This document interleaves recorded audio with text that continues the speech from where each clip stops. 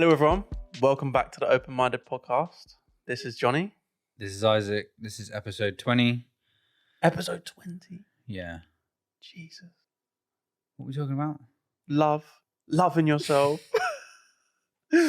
Respecting yourself. Why you should respect yourself. Creating a good life for yourself. You said something, you're born, you're going to die. What are you going to do with that bit in between? Exactly. What's that bit? The only thing that you're promised in life is that you're born and you'll die. So, what the fuck are you doing? You're sat around sniffing bag, drinking fucking booze, wasting your time, feeling depressed. What are you doing? You're sat there right now, that's one way, yeah. Depressed, feeling like shit, when you could fucking do something about it. You can make a change. But why should you make that change? Because some people enjoy that. So some people enjoy doing that. But does you enjoy doing that? But how does that make you act? Have you looked at yourself at the way you act when you do that? How does other people see you when you do that? Not too much see you, but how do you affect the others around you? Are you a positive influence on other people? Or are you negative, and are you being mean to others when you drink? Are you, even the day after you drink, do you feel down? Are you there? I used to think of it as when say I'm steaming drunk and my family need me. Yeah, I can't be there. Yeah. So every time I drink, I think, there was one time my dad, he rang me and I was fucked. I was on a 3 day bender and he rang me 3 times and I just didn't answer because I was like, nah, I can't even talk on the phone right now. And then the next day I speak to him and I find out that someone had come up to him with a knife and said some racial slur or something.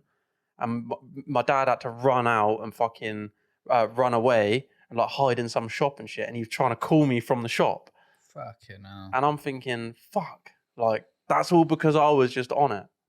So what situations are you putting yourself in where you're not being there for others? I remember calling my brother.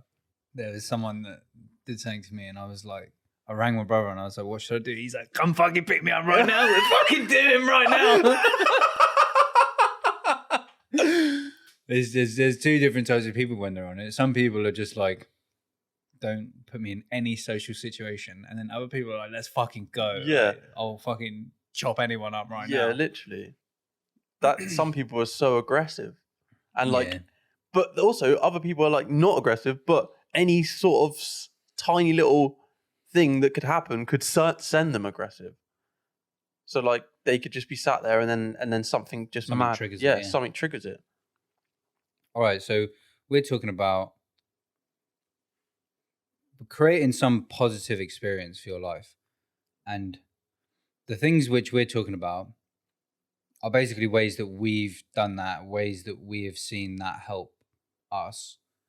And we've basically both done the same thing in getting sober and setting goals, looking at things in a more long-term way and trying to create a more sustainable type of lifestyle for ourselves.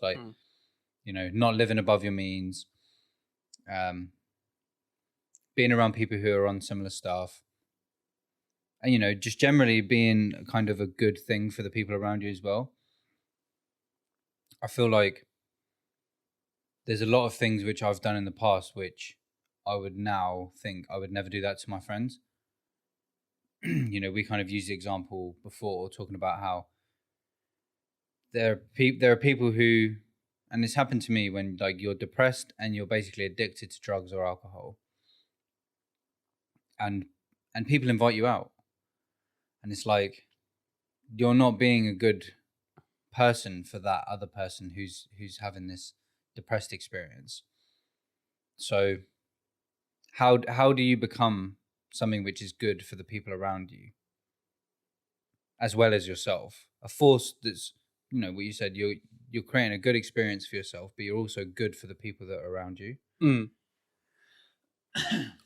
I think with creating, like, what sort of environment would you like to be in? What what what makes a nice environment for you? For me, in general, my environment is something where it's comfortable, clean, tidy. Having a clean bathroom where you get in the shower and come out cleaner than you went in is a nice experience. Because, like, I've been in fucking houses where the shower was just rotten, bro. Yeah. I'm talking rotten. And like, there's, if I was in that situation now, I'd probably just clean that shower. Yeah, that's probably one way you'd start. So it's like, instead of just living with these things. Instead of, like, you're not going to just get picked up and get plopped into some environment where the whole thing is just perfect for your idea of a good environment. You need to change it. You have some element of control over your direct environment. And then generally that environment influences you. So I think there is a kind of loop that you need to break at some point where if you're in a bad environment, it's affecting you badly. You then don't care about the environment. It gets worse. And then it just cycles. So, I think I've used the example before where I have 2 towels when I come out of the shower now. And when I put that second towel over my shoulders and I've got the one around my waist, I'm just like, yes. Yeah. I've done it. I've done it. I've got 2 towels. Yeah. The place is clean. It's tidy. I've got enough to eat. I think after that, it's just like, what is it after that? After you've got those basic, the things you need to survive, it is kind of all just luxury after that. And there is an element of having like luxury in those maintenance aspects of 2 towels and a nicer bathroom, nicer food. I think the thing is, you've said this before, it's like once you've got all that sorted, then you can start concentrating on other people and helping others. Because if you're in a situation where you're not looking after yourself, you don't have these pure essentials for like just living comfortably, you can't think about anyone else.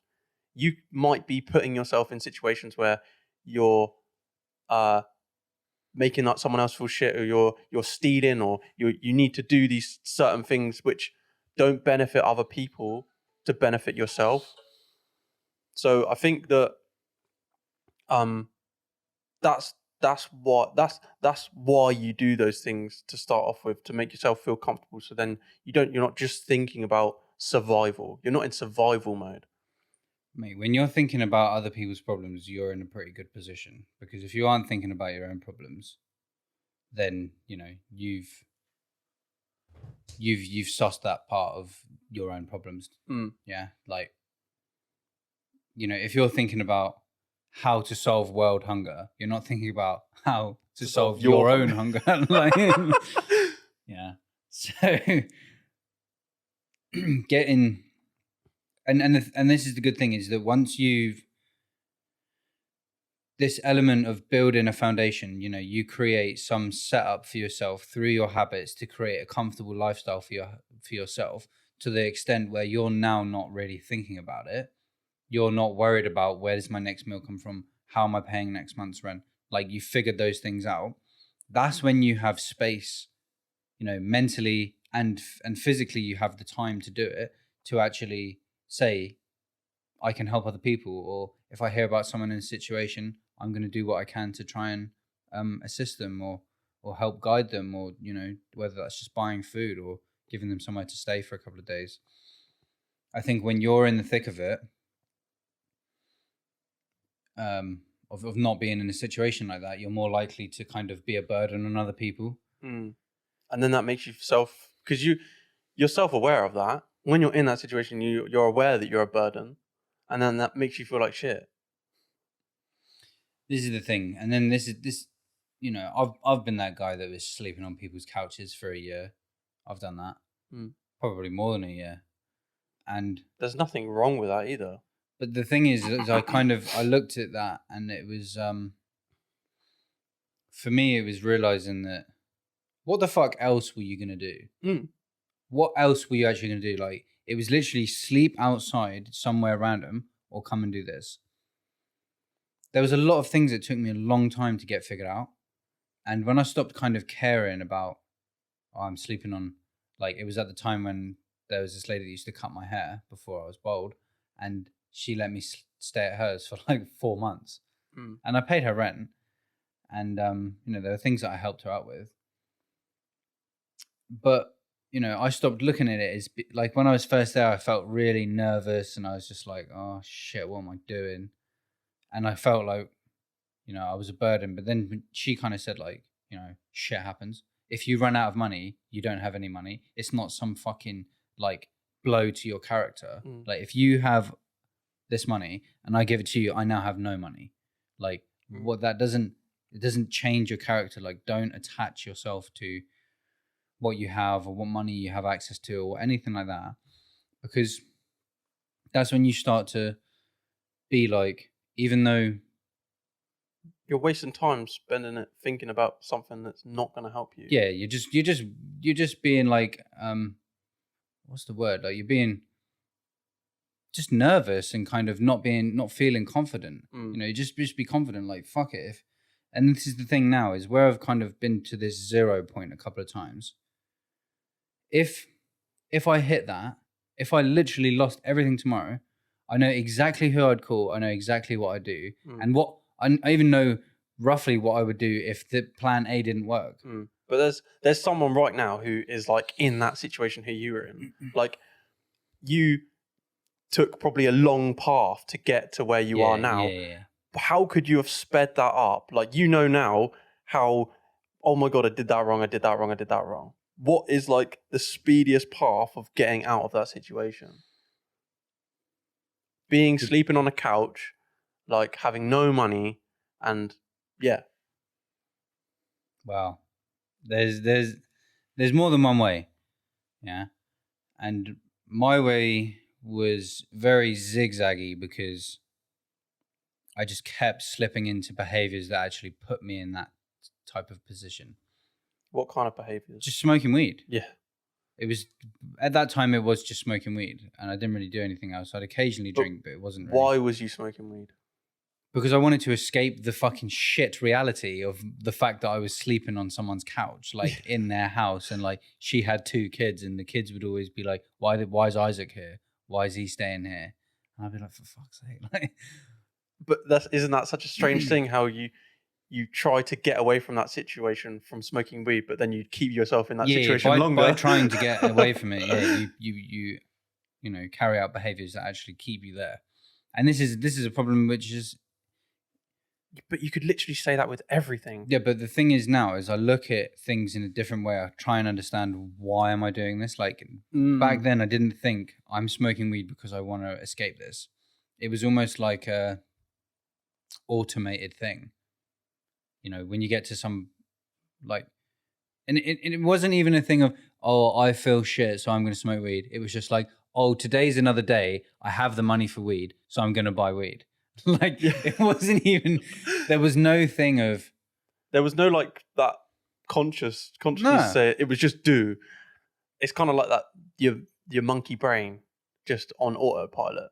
Yeah, you're just on autopilot doing that. And I think the way that you get out of that situation requires money. So how are you going to do it? You know, you can steal it. You can do something illegal for it. You can go on benefits. And, you know, you probably should just try and get a job first before you do all those other things. Just chit chat landing in. But, you know, it depends what kind of person you are. So the streets is all I know. It depends. Yeah, well, it depends what you know, because this is the thing, is like, people that start doing that illegal shit, they don't really ever try and do something else. Like, how is there still guys that are like 30 that are still just trapping, doing that same shit? Yeah. And you think, you must have saved up enough money now to do something else. You've got enough money to do something else. That's the whole point of it. The difference is that they don't know anything else. Yeah. That's what you know. So I think you go back to what you know. And actually, there was a long period of time where I thought that for some reason in my head, I thought I couldn't get benefits. I don't know why I thought it.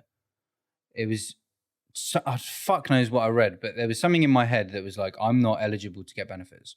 And then there's the next part of, I don't want to go on benefits because I'll look like a fucking tramp. And then... So it was an element of caring what other people thought. there was what other people thought. And then... and I didn't do it for ages. Like, there was literally a period of 2 or 3 years where I had fuck all. Going, staying in random people's houses with these dirty showers and this, that, and the other. And if I just had benefits, it would have just got me up to some level where I kind of was on my feet a little bit. And I was speaking to someone about this, about like, why do they pay so much in benefits?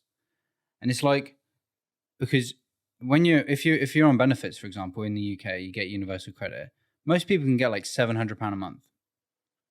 Like £700 a month is enough to rent a room and get a bit of food. Yeah. Then you don't have to go, you're not spending your days probably just doing like, not just smoking weed and not ticking and doing dodgy things to get money and whatever else. Like, that's actually probably works out cheaper for the government than them arresting people and putting them in jail for doing things to try and get money. Mm.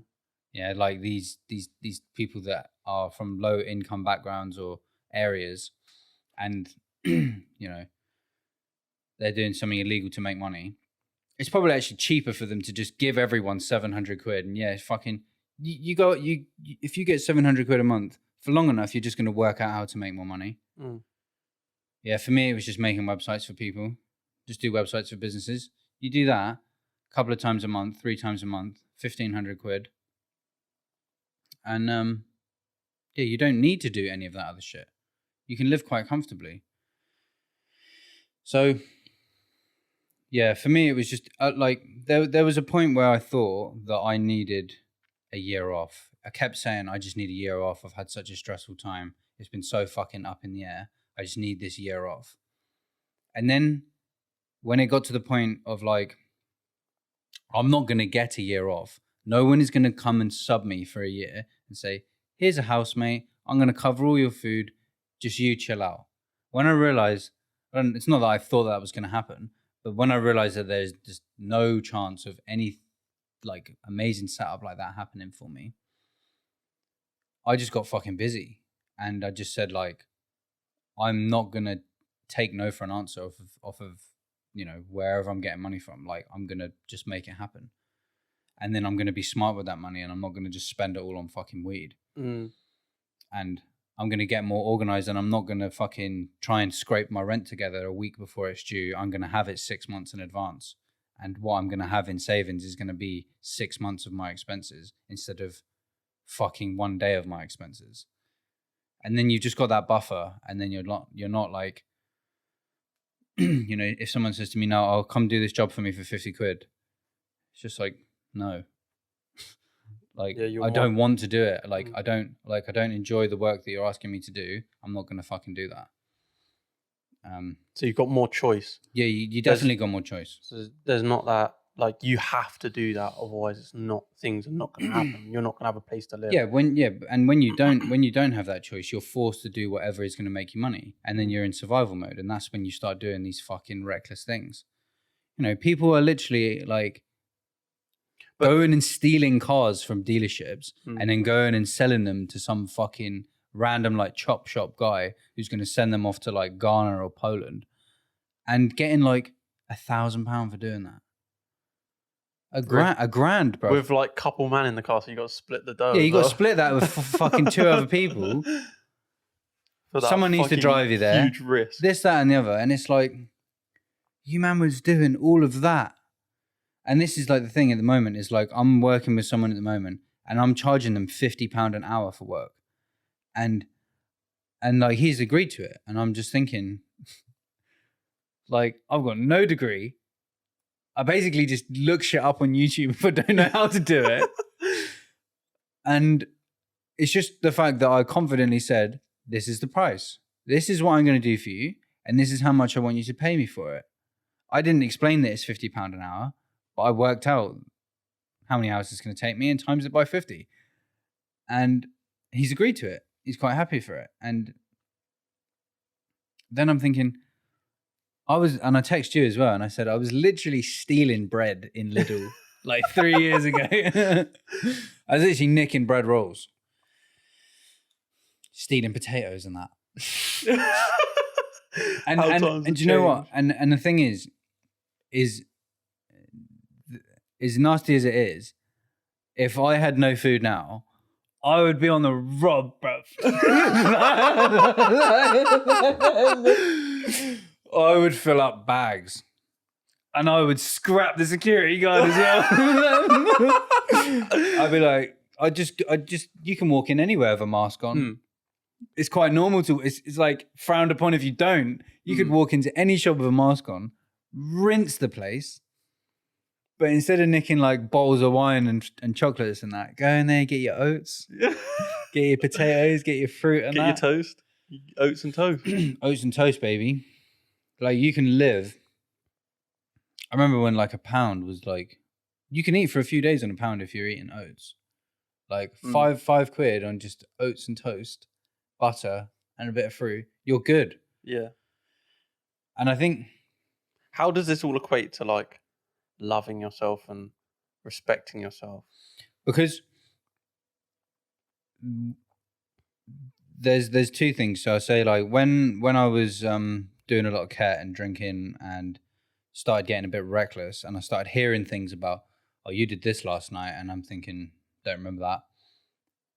When that happened a couple of times in my mind, I just said, I'm not that person. I don't want to be that person who's doing that reckless shit. I don't want to be a person who's just embarrassing myself doing things I don't remember and like saying things I don't remember saying and stuff like that. So then the other thing is like, I don't want to be someone who can be told what to do because you're going to give me money for it. Yeah. That is, when you do a job, like for me, that job was doing removals for someone. And it was literally be here at this time, do this all day, do what you're told and go. And I'll give you this money for it. That felt shit, bruv. That felt absolutely horrible. You're just literally being told what to do. You do not have any decision in it. It's literally, I need that money in order to get something to eat later. So it's like, cool, I'm this guy's bitch. I didn't want to feel like that. And then when you scraping up together, like I think I was paying my landlord like 400 quid or 350 quid a month for a room. Big shared house. And I thought, you know, instead of getting that money a week before, having it in advance and it kind of feeling like nothing to give him there is a very different feeling than it being everything you have. And then you're back to square one of, like at the time I was ticking weed, borrowing money to buy food, going into overdraft. So how would you get yourself out of that situation? Like all of your expenses are coming out with like your whole amount of money. Like what sort of things do you do to make sure that... I had to stop buying weed. Weed was the first thing. And then I just had to stop doing some of the things that I enjoyed doing for a while. And for me, it was, I can't remember exactly what I used to spend money on, but I worked out that like cooking and making food and learning to cook and stuff was like a cheaper thing for me. And I started to enjoy it. That is such a big thing for me. Stopping doing the things that you enjoy so you can... You don't have to do it forever though. This is the thing. Because I do what I enjoy now, and it's just such a minor percentage. And I was looking at things and I was like, I could literally afford to do this every day for years, even though like before it would have just been a bad idea. But it affects your future self, because if you do all the things that you enjoy to do, it affects your future self, because most of the time when you're doing all these things, you're paying for it in the future.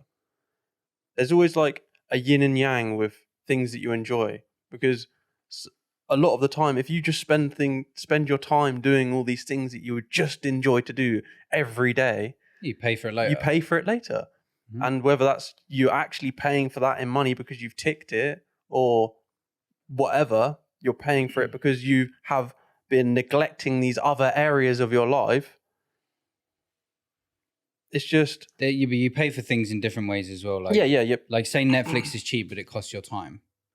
Mm. Yeah. You know, there's other examples where it takes. But that means you're neglecting something else. Yeah, you're neglecting something else. I think catching yourself in a downward spiral and really just being okay with, you know, having a level of humility where it's like, I have to, but then that comes with knowing, like having a vision of where you're going to be. And it's like, this is just me now. And all I have to do is cut back on these things now so I can have them in the future. there's that. But the point I'm thinking of is at the time of like feeling embarrassed for sleeping on someone's couch, I just think, fuck what anyone else thinks about that. Like literally fuck what anyone else thinks. Oh, yeah. This is the thing, is that there are things that people say they wouldn't do, but if you put them in the position where it You'd led to fucking do that, it. you would fucking do it. You would nick the food. You would, you know, you would do this illegal thing. You would do that. Or, you know, it doesn't have to be as bad as that, but you would fucking sleep on someone's couch if it was that, or on the road, on the pavement somewhere in town. Yeah, you would do it. So I once had a homeless guy living outside my flat, like in my hallway at the end. oh yeah. And you'd come out in the morning and it'd just absolutely stink. He'd been smoking crack in there and it would just hum because he just hadn't had a wash. And it's on one hand, it's like, I pay this rent to live here and I don't expect when I'm coming out for work in the morning to be walking past a fucking homeless man. But on the other hand, if I was homeless, would I be fucking doing the same thing? Yes. Yeah, exactly. And I wouldn't give a fuck about what anyone in there thinks. Yeah. That's so true. And this is the thing in how, but this is kind of what made it okay. So there's a guy who I want to get on the podcast, Naz, who owns a restaurant. And for me, he's always owned restaurants like for about the last 6 or 7 years or something. And then he said, "Oh, I'm going to get a job." And I was thinking, like, you drive a Porsche, you got a house in London, you got a restaurant. Like, what the fuck are you getting a job for? Like, has it all come on top? And he's just like, nah, like, he's like, I don't want to put pressure on this business while it needs some space. He's like, I need to get this job so that I don't need to take from the business. The business needs that money to reinvest for a while. So I'm going to go and get a job. And I remember thinking, like, it was so conflicted in my head, because I thought in my head that if you're a business person or a freelancer, that when you fail, you go and get this job. And I don't know if that was what stopped me from ever really going and getting a job before that. But pretty job soon makes you win. Pretty soon after that, I went and got a job. And it was like, it was kind of maybe tricked myself into it, because like I wanted to look at something that I eventually wanted to start a business in, which ultimately was this food, and then ended up doing a business with a dark kitchen and then an alcohol business. But I went and got a job in a kitchen because I wanted to learn how it works. And yeah, I went and got a job for 3 months and I learned how it worked. And the only reason I stopped is because I got hit by a car on my motorbike and fucking broke my arm. And it was kind of good that I had a job at the time, because now I've got loss of earnings and all of this stuff. So, you know, I got sick pay for months. Then I got fucking... That was what kept you all the way through. It kept... Mate, it literally sets me up. Completely set me up. Gave me so much just space. Before lockdown, wasn't it? Yeah. Yeah. It was just all free money. It was just sick pay, then universal credit, and then fucking HMRC grants. Literally did nothing, and it was like, you know, way more than my expenses. Allowed me to start really saving, allowed me to start putting money into things. And then, you know, that set me up. That literally set me up. What about, because there's these times where we cut back and we're like doing well, and we feel like we get that ningle to like do something, buy something, because we think, oh, I've been doing this for so long, like you did with your car. Like, and I get that feeling as well. I think, oh, I've been like, haven't bought anything in ages. Let me just like try and buy something. Like, what? How do you get around those moments? I think after you've done it once or twice, you realize just how bad it is. Yeah. Like, you know, spending 85% of your money on a car is probably not a good idea, especially when that car's old and it needs work and it's fucking. What was going through your mind at the time when you thought, "Oh, I'm going to get that car"? I was just like, I want a quick car. I want something fast. I want something sick. But what influenced that? What do you mean? What influenced that? Like, Is I that knew it like was quick? Yeah, but is that like being around like people who've got quick cars, never having a quick car? Yeah, I never had a quick car, and I wanted something sick. Mm, Like, you want people to know that you're doing well. You mm, want people to know that like you're doing something, and like if you go overextend yourself, like you're, I could have bought a watch, and then like people look at your watch and they think, "Fucking hell, he must be doing all right." But then that watch is like 90% of everything you own, mm. and it's like, you can't really afford to have that watch. Although watches can be a good hold of value. Yeah, but if you need the money, then you're going to Yeah, take something quick for it, aren't you? yeah, yeah. You're not going to be able to You're wait. not going to be able to hold it. Yeah, I'm not too sure where that came from, but it was a stupid idea. And I would never do something like that again. I would never spend such a big percentage of my money like that. But I would rather not have a car than have to spend a lot of my money on it. I would literally rather not have one. It's almost like this fucked up thing with pretty much all people. I think I want to say mostly men because I probably only talk to men about it, but Yeah. Of getting that car on finance or loan or whatever because you think that it will make you look cool or whatever. You want to be the big boy in the whip, in the BM or the Merc or whatever, and not actually understanding what that means. Like, and once you and I feel like you can't ever understand until you actually do it, or you most people just don't learn from other people. Like, we can sit here and talk to the camera and say, "Don't do this, don't do that. This is the reason why you don't do it." But people will still do it. Like, there's something about that which is quite different to a lot of other things that you could say which click in other people's minds. But there's that thing that of like consumer in us that is like we want other people to know that we're doing well, or that we want other people to look at us in a certain way. Yeah, you want to signal it to other people in some way, whether it's the brands you wear, the car you drive, or where you live. Any of these things, we signal how we're doing to other people in different ways. And sometimes it's not very helpful.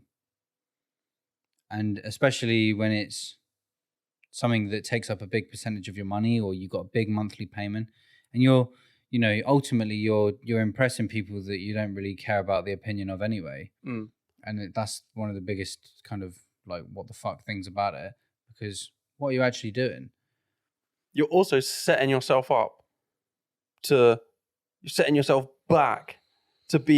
look like you in the place where you want to be. Yeah. So if you would have had not done that, you'd actually be in that situation 100%. way quicker to have that car if you just didn't have that car. But it's like, I want this now. And it's like that mindset of getting out of that now. I want everything now. These things take time. That's another thing that we want to talk about. Like, these goals that you set and everything, you need to be putting more time on them instead of like, I want this now. Things will happen and they'll happen when they're meant to happen. And you have to be patient. Starting businesses, like from my experience, if I say, if originally you say, oh, it's going to take 2 months, like factor in it taking 6 or 7 months to really get it to the point where you actually are quite happy with it. I remember with the alcohol business, the guy that I started with thought it was going to take 1 month. It took 9 months. But, there was licenses, there was agreements that need to be made. There was a lot of things that I think someone who isn't experienced with business wouldn't anticipate needing to overcome. And maybe things I could probably get them done quicker now because I understand the process. But just things in general, if you're working with other people, you've got some project or you're planning things take longer than you may initially expect them to. So you probably need to say, okay, it's going to take this long, but then maybe even double or triple how long it's going to actually take that you think it's going to take. And like maybe just so you don't get disheartened when it doesn't take 3 months and actually takes 6 months. But we also can factor in this as well, because you were having a conversation with Bill the other day. It's like this is why we sort of say about not drinking and going sober. If you drink, if you're an avid drinker, you drink, I don't know, even once a week, you go out or whatever. Put like another fucking, say you want to do something for a year, put another 2 years on top of that if you want to do it. Like, if you drink alcohol, you are taking so much time away from... Time and money that can be allocated towards something that's going to actually be positive in the long term. 100%. Like, I looked in my setup, and I think it would have probably taken me 5 years to do what I've done in 1 year. Just because of the breaks in momentum, the allocation of money and time, and, the general level of focus. I heard Logan Paul talk about this. It's like, momentum is like the biggest fucking thing in this world. It is literally the biggest thing. And every time you go out and drink, you are pulling away from that momentum. You are knocking that snowball down, and it's just turning into a smaller snowball. You like, and that's just happening every time you drink. Yeah, I don't know if we spoke about momentum before. It's a little bit off topic from what we're talking about. But for example, through the lens of someone who moves out at a young age versus someone who doesn't move out or is able to go to uni and then come back and live at home, and they kind of got these rent-free periods, there's no break in momentum for them. There's no zigzag in their money unless they're spending it on shit. If you live at home, you can zigzag up. But if you move out and you've got no financial support, your momentum gets broken up because your money goes from having a little bit, like £600-700, to spending it all on rent. So then doing shit jobs to get a little bit of money and then scraping it together, and then it's zigzagging straight back down. So then, what's different? It's different for each person, but from being the person who had to become independent, it's just about creating a buffer. And then, the same for someone who lives at home. It's about creating a big buffer so that when you hit the open water, like the real wide world, that you're actually capable. You have the balance to sustain a fucking storm. Like, you can weather a storm. Yes, it's a little bit off topic from what we're saying. Like, we're talking about how to create a fulfilling life for yourself, and that fundamentally is going to come about by doing what you enjoy. If you don't have any money and you are kind of, you're at the mercy of whoever's paying you, you're the bitch of someone who's paying you. That's not very enjoyable. It's not very fulfilling. You need to be. But how do you get to that point where you do the things you that you enjoy? Really sensible and boring to the point where you have enough money to tell people to fuck off if you don't want to do what they're asking you to do. You do the things that you don't enjoy, but you also do things that point you in the direction to get out of that situation. It's just, mate, it's literally for a while you just have to become. You just got you got to remember, we're talking about this from what we understand it. If you're someone who is financially independent and you're young and you don't have some skilled career or a degree, you need to have money. And the only way to do that is not borrowing it or doing something stupid for it. You sustainably grow it through saving a portion of your income and maximize that portion of your income by auditing what you're spending your money on and cutting out anything that is unnecessary, living on bare necessity, use your spare time to fucking go cycling or walking or doing the gym or something that you're then using that spare time to benefit yourself in some other way. Live by the bare necessity for a little while. It doesn't have to be forever. It can be 6 months, a year. You know, I think we're very short term in the way that we look at these things. Like, you know, why can you not do that for 2 years just because it's uncomfortable? But say if you did it for 6 months and you saved £400-500 a month, there are a lot of people who have literally never had more than £1,000. Like when they spend their rent, that it doesn't go below £1,000. Or they haven't had like £1,000 for a month. yeah, exactly. Yeah. Right. So by the end of your month, where you've paid everything off, you don't have £1,000 spare. Yeah. Fucking hell. You need to basically be like a bit of an old man for a little while. Yeah. If you can save £500 a month for 6 months, then boom, you got £3,000 there. Then you never have to go below £3,000. Maybe after a few more months than 6, because it's going to obviously fluctuate, costs pop up and stuff. But for me, that was having a buffer. Yeah, you create some buffer. And once I had that, there's no rushing and tearing around for anyone. If something doesn't go my way today, it's like, okay, cool. I've got 6 months to work this out. Yeah, everything could go wrong for me for 6 months. And I even know exactly what I would do if it did. But I also know what I would do if it went wrong for 1 month or 2 months, so that it didn't need to go wrong for longer than that. So you've got such a buffer that unless it all goes completely wrong and then you're just completely fucked. But then I've still got some idea of what I would do then. Yeah. But that all comes with like, I really love the way that Gary talks about like, you've got so much time. Like, don't think that you're strapped down and everything's got to be done now. Like, now. You've got so much time. You've got like another 40 years, 50, 60 years to like really make something for yourself. It doesn't have to be like, and what's a year out of that? What is a year? Like I say about going on holiday. What is me not going on holiday till I'm 30?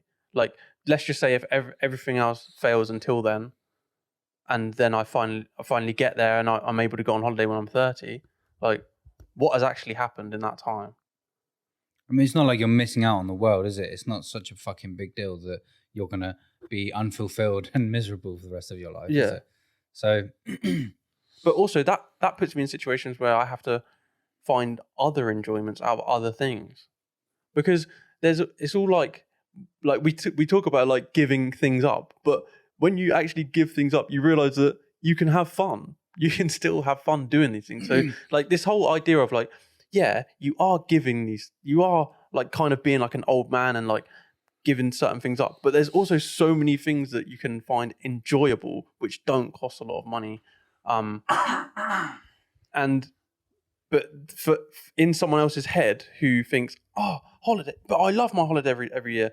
But like, there's so many other ways that you can enjoy life other than going on holiday. Yeah, of course there is. It's not even, there's a million things that you can enjoy. And once you start to give these things up that are detrimental to you, you will just find other ways to enjoy yourself. Yeah. And you may still have to, you may go from drugs to alcohol to smoking weed to not smoking, but maybe doing drugs again. Like, people might chop and change what they do because they think, like, I know people that say, oh, ket's not as bad as coke, so if I give up coke and I just start doing ket, then it'd be all right. And it's like, it doesn't really work like that. So you may go through phases, but you're I feel like there's a lot of things that once you close the door on them, it's just done. Like, you're just kind of done with it. And once you kind of realize that you're done with it, it's just like, okay, I don't really need to think about that now. But how does this translate to living a fulfilling life? A fulfilling life, in my mind, is just one where I haven't got someone breathing down my neck. I haven't got someone telling me what to do. I haven't got to do things that I don't enjoy. And that on the other side, You've got water. You've got I've got clean. these basic, I've got these, like, at first it's just the basic things, but then the point of making it fulfilling and that you're happy with everything is that you also don't have these other aspects of someone telling you what to do. Like, say that you've got shelter, food, water, and it's comfortable. But then you can upgrade it. And then you live in a nicer place. Like, before I had a flat and I had food, shelter, and water. But like, now I've got food, shelter, and water, but it's nicer than the last place. So it's like, it's a nicer place to come to. But there's still other things that you're not happy with it, which you can change. But you also think, what else could I get for this? Well, yeah, there's the whole thing's a dynamic. Like, I started to look at how much is another flat in Southampton. Yeah, how much does it cost? Where is it? And I can't find anything that gives me this type of setup. You know, it's like in a quite busy area, and there's it's near town, so there's like rough people around. But I can make as much noise in here as I want, and no one will ever say anything. I can come and go whenever I feel like.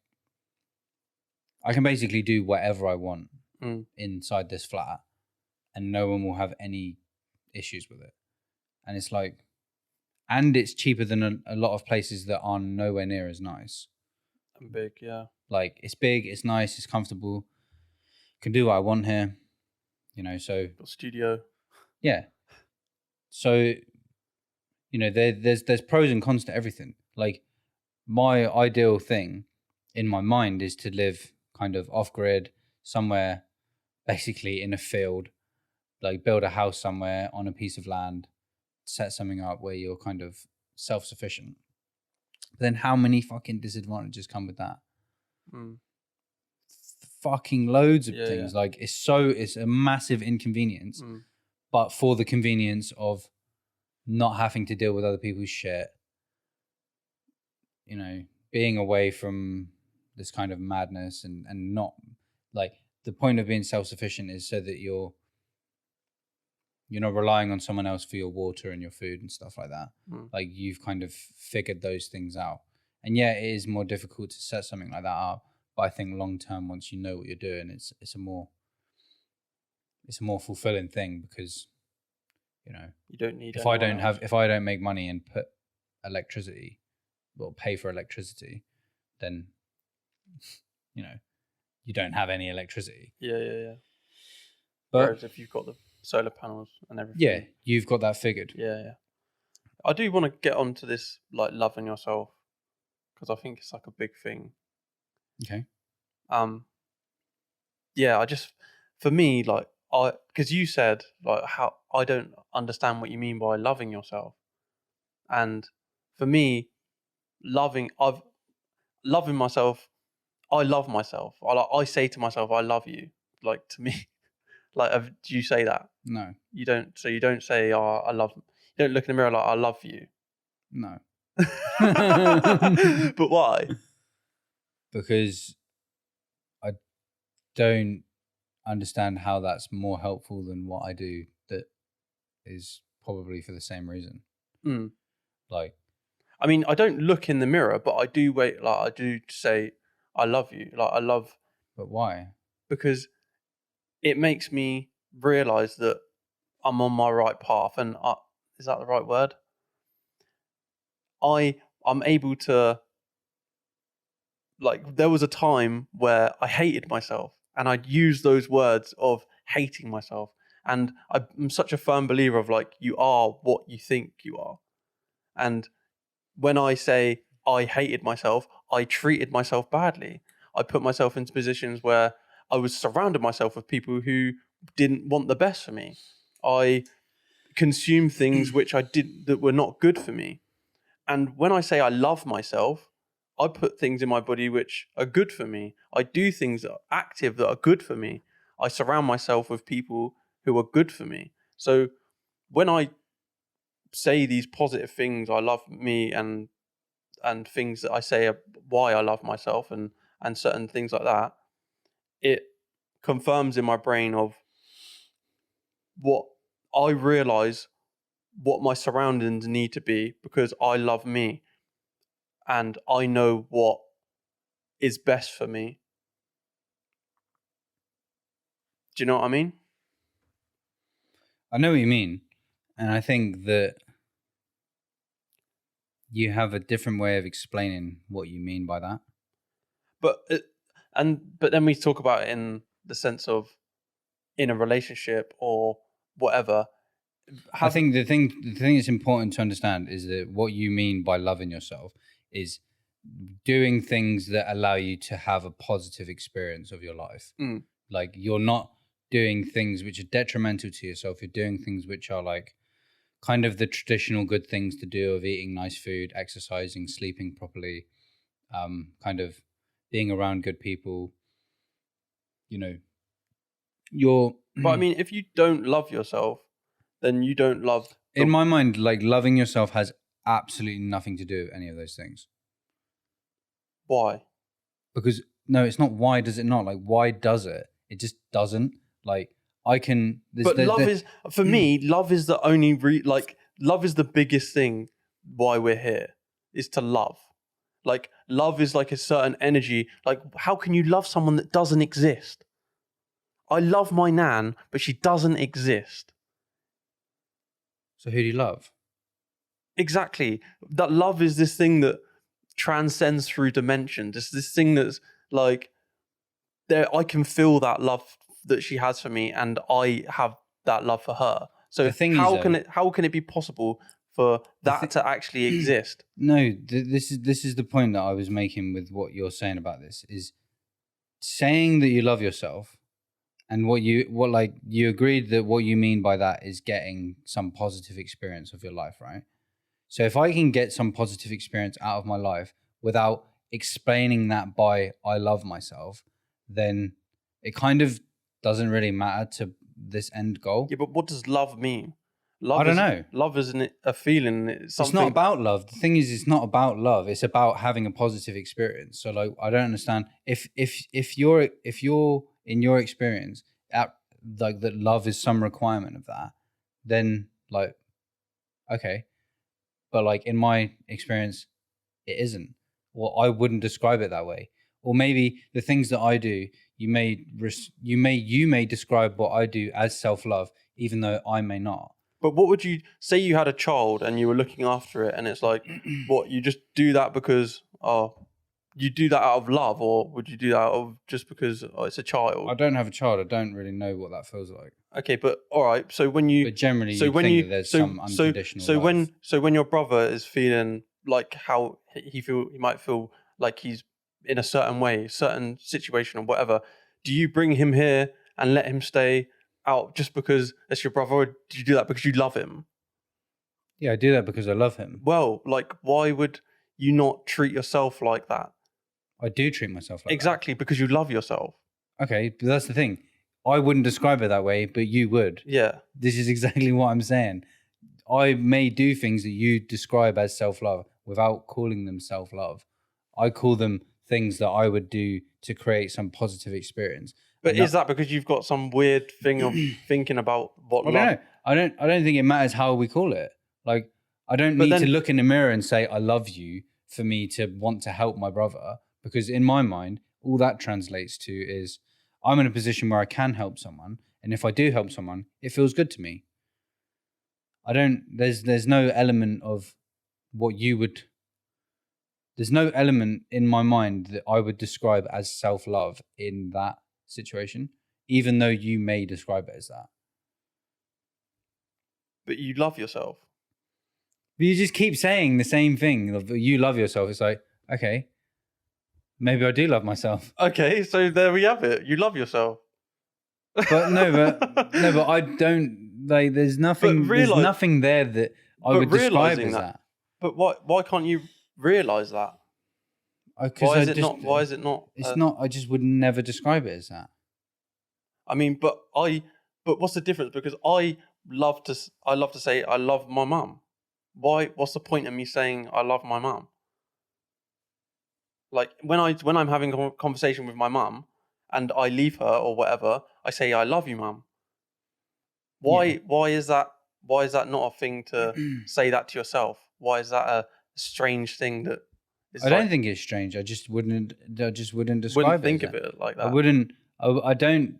First of all, I don't like what I would describe of what part of what you're saying as important. Like how I would describe it is something else. Mm. I would describe, for example, not putting bad things in your body and like living a healthy life as like a self-respect, and it's kind of beneficial to you anyway.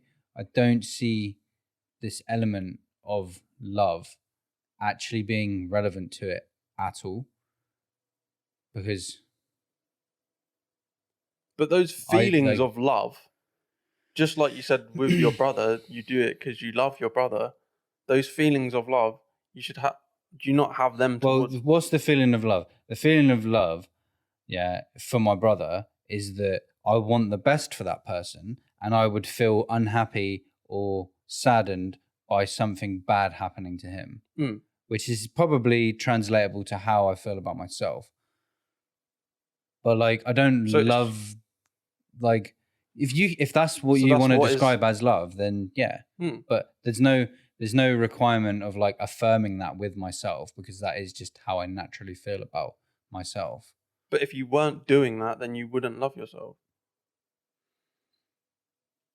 I don't think this element of loving yourself is actually that important. The like, it's what you're talking about is like having a positive experience in your life, however that comes about, and it is actually positive not only for you but the people around you.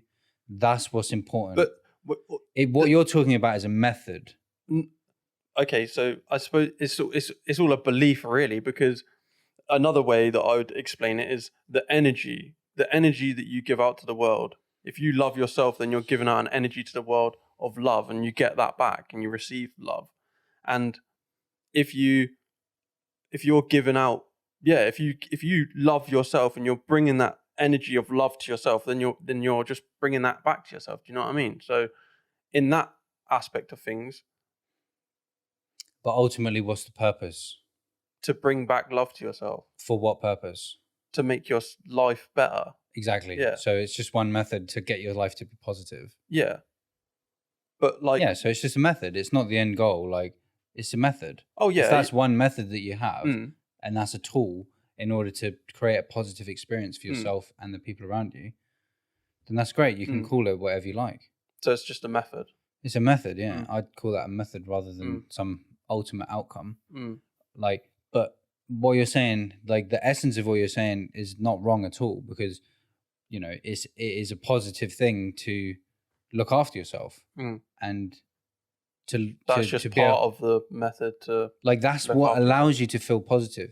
Like, I feel much healthier today than I did 3 years ago, and I probably look younger today than I did 3 years ago, Mm, because I was so fucking unhealthy. And like, I'm not the healthiest person in the world by any stretch of the imagination, but I live a much healthier lifestyle today, and that gives me a general positive feeling. And this positive feeling that we talk about is not that something really bad happens and I just feel great about it. It's like just the lens through which you look at your life and through situations. And that if you're generally have this positive lens that you look at things through, that you can add something positive to a situation where it might need it, or something bad can happen and you don't necessarily just get drawn in by it, because you still have this, you know, I kind of use the example of having a bruise. If you've got a bruise and you poke it, it hurts. mm, And there are people who look at the world through the lens where their whole experience is like a bruise. They can look at anything. It can be good, bad, whatever, and they will add some negativity to it. And I think having a positive experience is just doing that in the opposite way and adding a positivity to the situations you interact with and the people you come into contact with. mm. And I think that is the important thing. However you look at that, if it does actually do that, and what you do is good for yourself and good for your friends, family, people you interact with, then great. It's kind of like the fucking thing's done. Like, but I think the reason, To be honest with you, I think you've summed that up beautifully. yeah, It's like you've got just to sum it up, like again, you are here, you have been born, you don't know why you've been born, but you know that there's certain ways that you want to live, which is a good way. You want to live in a positive way, but you know that you're going to die. So like, what the fuck else are you going to do? You're just going to be negative, or you're going to do the things that I think are positive and make other people around you feel positive. the good thing to realize about, and I think this is a general, this is a general understanding, and it is kind of applicable to my experience. So it may not be the same for other people. But the thing is, we find ourselves in this life. You just kind of grow up and you get to this point where you're just aware, and you're just like, what the hell's going on here? And you can kind of decide. Like, there is situations that would influence you to be a negative person versus a positive person. But you can kind of reach a point where you just say, yeah, I've had all this negative shit happen to me. You know, I've had this traumatic life. I've had this roller coaster of emotions. I've had so many unexpected things happen to me. What do I do with that? Do I just go around and spread that negativity, or do I actually do something about it? And the thing is I did something about it. And what I did was not rocket science. It was be an old man for 6 months, save some money, stop doing things that you don't enjoy doing, get yourself to a position where you've built a foundation in yourself that's strong enough to hold other people. So you can have other people around you that are, you know, they're maybe more negative than you, but they don't drag you down. If you're both negative, then you both just drag each other down. You've reached some point of positivity where you've closed that door, and like nothing makes you feel depressed now. The things, you're a stronger person. You've got some more resilience, and yet these bad things still happen to you, but you just you can look at them through a different lens, or you frame it differently. And then these things are literally so simple that they sound like they wouldn't work. Save money and stop listening to things that you don't enjoy doing. Like, stop doing that shit. And stop caring about what other people think. Start doing things that help other people. Start doing things that help yourself. And, you know, that feels good. Like, that feels nice. It feels like, cool, I've got something good here. And then, you know, then everything else that you come into contact with is like, okay. Like, you just look at it through a more positive light. You know, when you're this angry person and you don't, I think a lot of times when I've felt angry, it's because of, you know, something's happened and I've just had no direction. I've had no way to immediately just come out of it. And I felt like I'm in the midst of something that is beyond my control. That's like a feeling that leads to a feeling of frustration.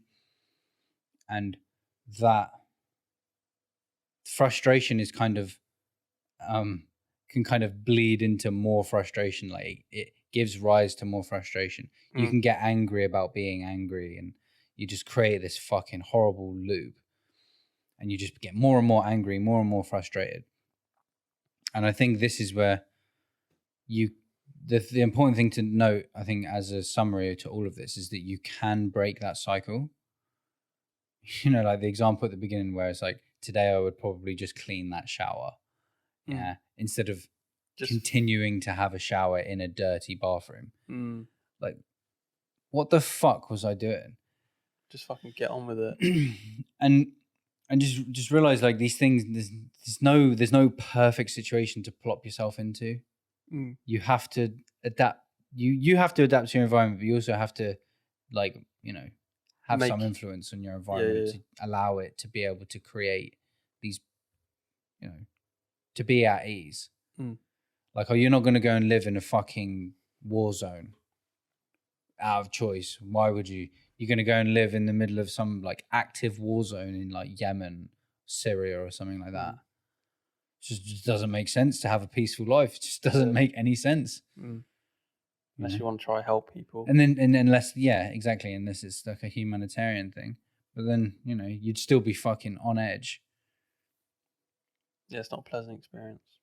It's just, the important thing to realize is you can create a somewhat positive experience for your life where you're at ease, you have this element of freedom, and it's joyful through the positive experience you actually feel and that you pass on to other people.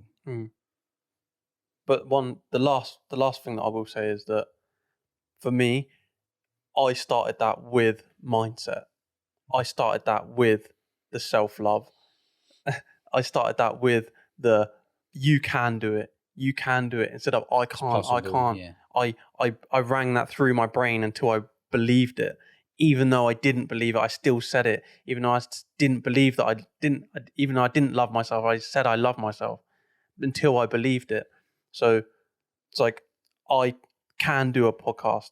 I can run. I can do this. I can drive a lorry. I can do this. Even though there's that little thing in your brain where you feel like, I can't do it. I can give up alcohol. There's that thing where you feel like you can't do it. But when you say you can, you start to believe it. So when you're in that situation where you think, I feel like I can't get out of it and there's no way, just the first step is I can. Yeah, I like that.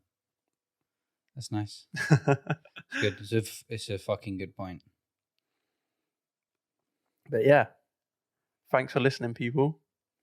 Thank you very much. I think that was a lovely podcast. It was good. And it was nice with the headphones. Yeah, the headphones made a good difference. Yeah, actually. I actually felt a big difference with the headphones. I felt more in tune. You can definitely feel. I feel like it's more like you're more just there. It's just I can hear what you're saying, and I can hear when as soon as I stop, it's like immediately you can hear that change. And it's more you can hear when you're talking over someone way better as well. Yeah. Leave it there. Yeah. Thank you very much for listening, people. Take care.